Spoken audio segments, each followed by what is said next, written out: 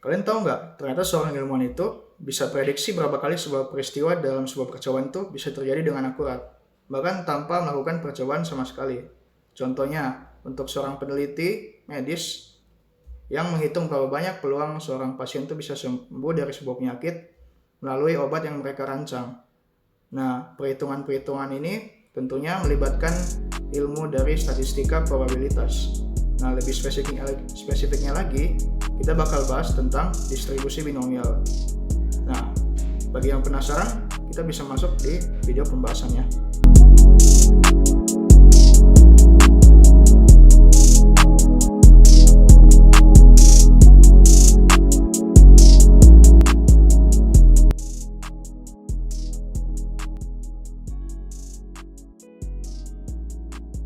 Jadi, pertama-tama kita perlu ketahui dulu apa itu pengertian dari distribusi binomial itu sendiri. Namun sebelum kita membahas pengertian dari distribusi binomial, ada perlunya kita menampilkan tujuan pembelajaran dari video pembahasan materi distribusi binomial. Nah, yang pertama, melalui video ini harapannya kita dapat memahami pengertian dari distribusi binomial, menentukan peluang dengan distribusi binomial, mengidentifikasikan karakteristik dari percobaan binomial, dan menyelesaikan beberapa contoh kasus dan juga soal dengan penerapan rumus distribusi binomial. Kemudian kita masuk ke pengertian dari distribusi binomial.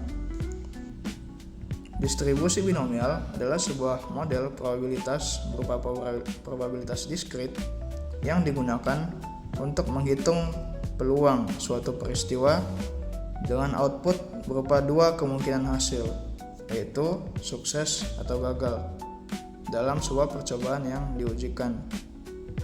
Dengan menggunakan rumus sederhana yang ada, kita bisa prediksi berapa kali keberhasilan yang akan muncul nantinya dari sekian banyak percobaan, yang nanti formulanya akan kita bahas di beberapa menit ke depan. Nah, konsep ini juga bisa menjadi dasar dalam banyak bidang, bukan cuma konsep sederhana seperti melempar koin saja. Nah, ada banyak hal lain yang bisa dilakukan dengan distribusi binomial ini. Namun kita juga perlu ketahui bahwa distribusi binomial ini juga memiliki beberapa keterbatasan, yaitu distribusi binomial ini hanya dapat berlaku jika percobaan yang dilakukan itu berupa percobaan independen dan memiliki peluang sukses yang konstan. Nah, jika kedua kondisi yang tadi itu tidak terpenuhi, maka dengan soal keakuratan mungkin distribusi lain seperti distribusi Poisson atau hipergeometrik jauh lebih cocok digunakan daripada distribusi binomial ini. Namun kedua distribusi tersebut tidak akan dibahas di video ini dan hanya akan membahas distribusi binomial saja.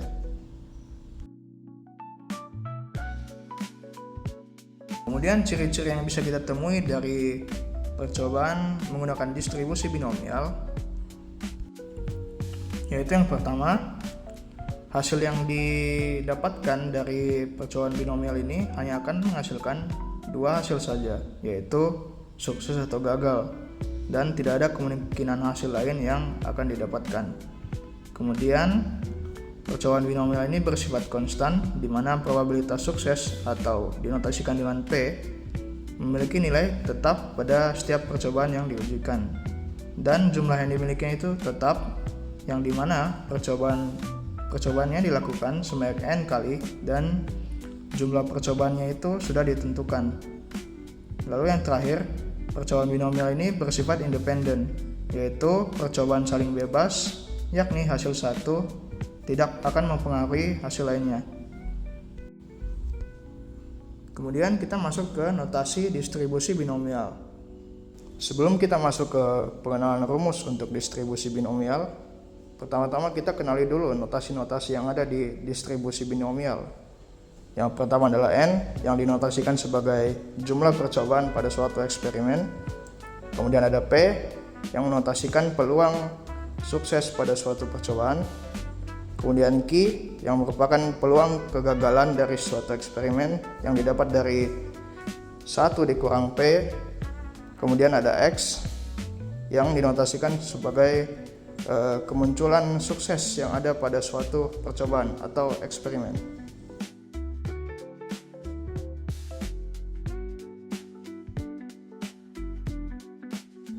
Kemudian kita lanjut ke rumus atau formula dari distribusi binomial yang kita dapat notasikan sebagai P dalam kurung X besar sama dengan X. X besar ini maksudnya variabel acak atau variabel random yang ada di sebuah eksperimen atau percobaan, sama dengan CNX atau kombinasi dari N dan X dikali P pangkat X dikali Q dalam kurung pangkat N dikurang X. Atau kita bisa juga tuliskan sebagai berikut, yang dimana X kapital itu yang tadi kita barusan bahas merupakan variabel random atau variabel acak yang merepresentasikan jumlah sukses yang muncul pada suatu percobaan. Kemudian CNX merupakan kombinasi atau banyak cara untuk memilih X dari N percobaan.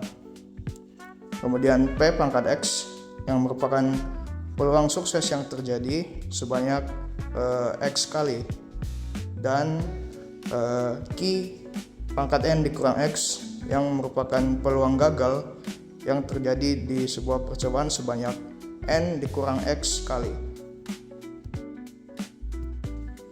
Kemudian setelah kita mengenali rumus atau formula dari distribusi binomial, kita bisa coba implementasikan pada contoh kasus yang ada di slide berikut. Kita masuk ke contoh soal pertama. Dalam survei, peluang seseorang memilih produk A itu adalah 0,4 atau 40%. Dari 8 responden, berapa peluang tepat 3 orang memilih produk A? Nah, untuk contoh soal atau contoh kasus pertama ini, melalui soalnya kita bisa lihat beberapa parameter yang terlibat, yaitu parameter N sama dengan 8 yang kita dapatkan dari 8 responden. Kemudian P sama dengan 0,4 merupakan peluang sukses dari seseorang yang memilih produk A. Kemudian Q yang kita dapatkan dari 1 dikurangi peluang sukses, yaitu 0,6, dan X sama dengan 3 yang merupakan peluang tepat untuk 3 orang yang memilih produk A. Kita bisa masukkan saja langsung rumus distribusi binomial yang kita ketahui tadi, di mana P dalam kurung X besar sama dengan 3, karena X kecilnya sama dengan 3, sama dengan 8 faktorial per 3 faktorial dikali dalam kurung 8 kurang 3 faktorial dikalikan dengan 0,4 pangkat 3 dikalikan lagi dengan 0,6 pangkat 8 dikurangi 3, berarti jadinya 0,6 pangkat 5 ya, yang kemudian menghasilkan 40.320 per 6 dikali dengan 120 dari hasil faktorial tadi, dikalikan lagi dengan 0,064 dari 0,4 pangkat 3 sebelumnya, kemudian dikalikan lagi dengan 0,07776 yang kita dapatkan dari 0,6 pangkat 5, yang menghasilkan 56 dikali dengan 0,00497776, dan hasil konkret yang kita dapatkan yaitu 0,2787. Kemudian kita masuk ke contoh kasus kedua. Di sini terdapat soal di mana seorang pemain basket mempunyai peluang 70% untuk memasukkan bola di setiap free throw. Dari 5 percobaan yang ada, berapa peluang ia berhasil tepat 4 kali?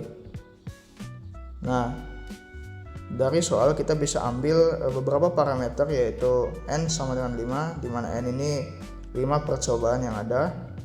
Kemudian P sama dengan 0,7 atau kita dapatkan dari 70%. Kemudian Q sama dengan 0,3 atau 1 dikurangi 0,7, dan X sama dengan 4 yang kita dapatkan dari peluang bila ia berhasil tepat menembakkan 4 kali bola.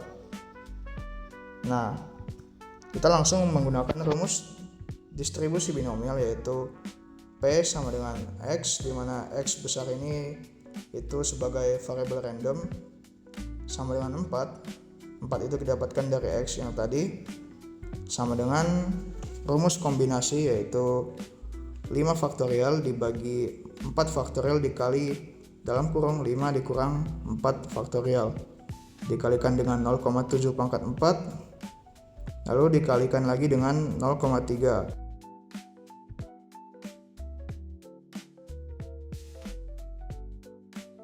sama dengan 120 dibagi dengan 24 dikali 1 dikalikan kembali dengan hasil pangkat tadi 0,2401 dikalikan dengan 0,3 yang kemudian menghasilkan 5 dikali 0,07203 yang menghasilkan 0,36015. Kemudian untuk contoh soal ketiga, di sini kita mempunyai soal singkat. Sebuah obat mempunyai tingkat keberhasilan 80%. Dari ke-6 pasien, berapa peluang tepat 5 orang untuk sembuh? Nah, dari soal ini kita bisa mengambil kembali parameter yang ada seperti N sama dengan 6 yang menotasikan 6 pasien yang ada.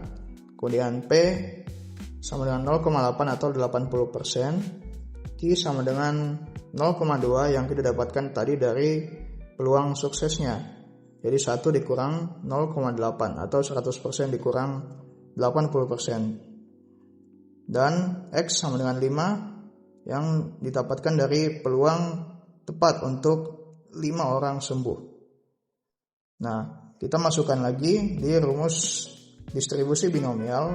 Saya langsung masukkan saja seperti pada gambar, di mana P dalam kurung X variabel random sama dengan 5 sama dengan rumus kombinasi, yaitu 6 faktorial dibagi 5 faktorial dikali dalam kurung 6 dikurangi 5 faktorial dikali 0,8 pangkat 5 dikali 0,2 pangkat 1 ini kita dapatkan dari pangkat 6 dikurangi 5 yang menghasilkan 720 per 120 dikali 1 dikali kembali dengan hasil 0,8 pangkat 5 yaitu 0,32768 dikalikan lagi dengan 0,2 sama dengan 6 dikali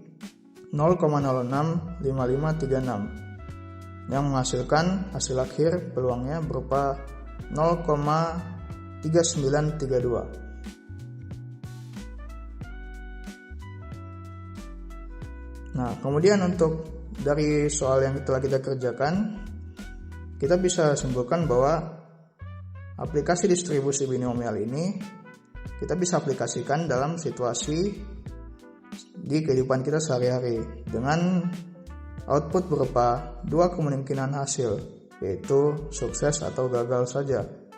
Contohnya, peluang siswa untuk lulus ujian atau hasil survei dengan jawaban ya atau tidak, atau jumlah barang yang lolos atau tidak untuk uji kualitas dalam proses produksi. Jadi melalui pembahasan tadi, harapannya kita bisa simpulkan bahwa distribusi binomial ini adalah cara yang sederhana namun tetap efektif untuk memprediksi peluang suatu peristiwa yang terjadi dengan mengandalkan parameter-parameter yang dibahas sebelumnya seperti jumlah pesuruhan, peluang sukses, jumlah keberhasilan yang kita inginkan. Kita bisa melihat berbagai fenomena yang kita inginkan, mulai dari eksperimen sederhana hingga penelitian ilmiah yang kompleks. Semoga pembahasan video ini bisa menambah wawasan kalian mengenai ilmu spesifik dari statistika. Semoga bermanfaat. Terima kasih sudah menonton video ini.